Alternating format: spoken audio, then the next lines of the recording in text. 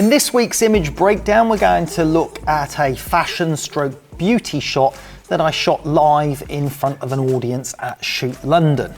So let's take a look at the image and I will walk you through my lighting and my intent for the shot. So in many ways, this is very much a sort of go-to lighting setup for a lot of my work. I use this particular lighting setup quite regularly on models and various subjects as well. The lighting setup is a 3-point light setup on the model and then 1 additional light on the background. So it's a 4-light setup, and sometimes I vary that a little bit as well. But let me talk you through exactly what's going on in this particular shot. Now, unfortunately, I cannot remember the model's name because this was, as I say, shot live at Shoot London in front of a crowd. I was doing a demonstration on lighting, and the models were supplied on the day, as were the makeup artists and stylists. This model was a great model to work with, but unfortunately, as I say, I can't remember her name. Now, the shot itself, if we take a look at the lighting, let's have a look at what you can spot and what you can recognize. If you take a look, first of all, at the sides here, you'll see some highlights coming in on the side of the cheek here and down the side of the cheek on this side. And you'll see that's also exaggerated with a little bit of hair light on the side as well. So this is what we call rim lighting, and that rim lighting follows down the edge of the coat, and rim lighting was absolutely perfectly suited to this because you can see that rim lighting picking up down the edge of the coat, that fluffiness down the edge of the coat and the fabric. So this particular outfit worked very, very well. You can see that rim lighting on the left-hand side, and you can see where it's brighter over the shoulder as well. And if you look closely at the edge of the hand, you'll also see that rim lighting striking the edge of the wrist and fingers and fingernails. Now, if you think about it logically, for light to strike the subject like so and then come back to the camera, it's all to do with angles of reflectance. Many photographers make the mistake of thinking that if you want to get lighting on the side of your subject, that you simply point light at the side of the subject, but that's not actually how it works with angles of reflectance. You're far better to actually strike the side of your subject from slightly behind and allow the light to hit the subject and bounce off towards camera, and that's exactly what is happening in this particular shot here.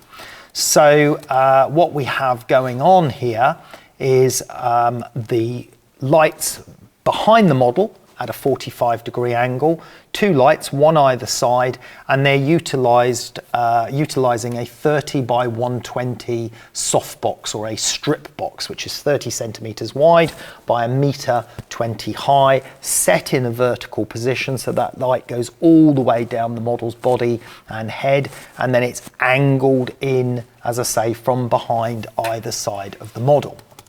Now you can see in this shot, the balance of light is actually fairly even on the hair on either side and on the jaw and on the cheekbone as well.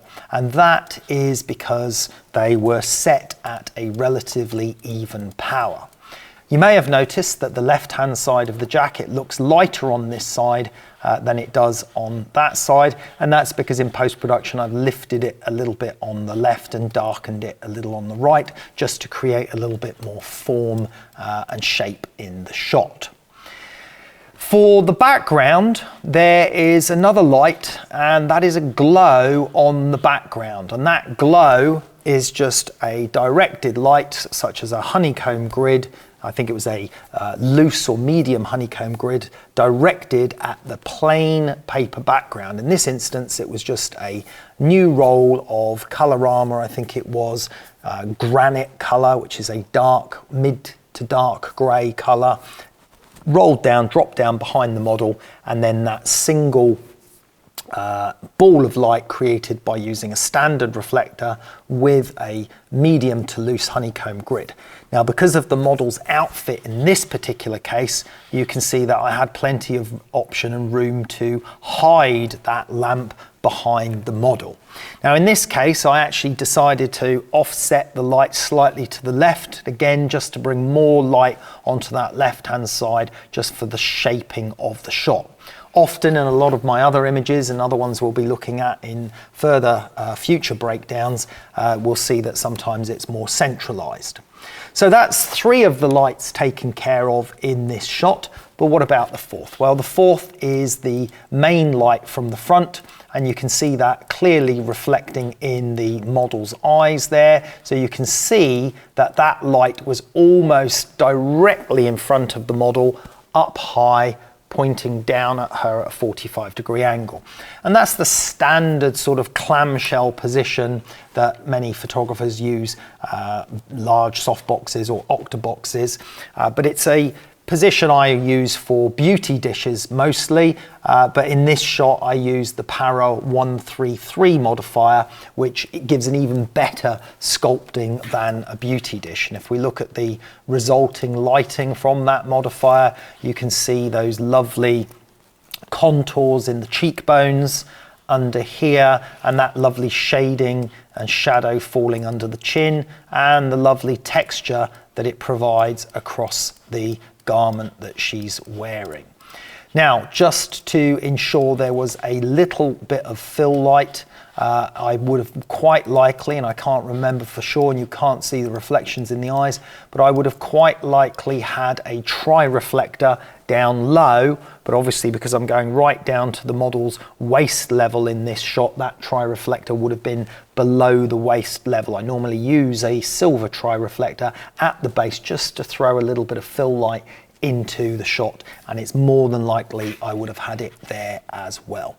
So that's the lighting setup for that particular shot, and I hope you enjoyed that image breakdown. So if you'd like to learn more about those type of lighting techniques for beauty and fashion, head over to Karl Taylor Education. Thanks very much for watching.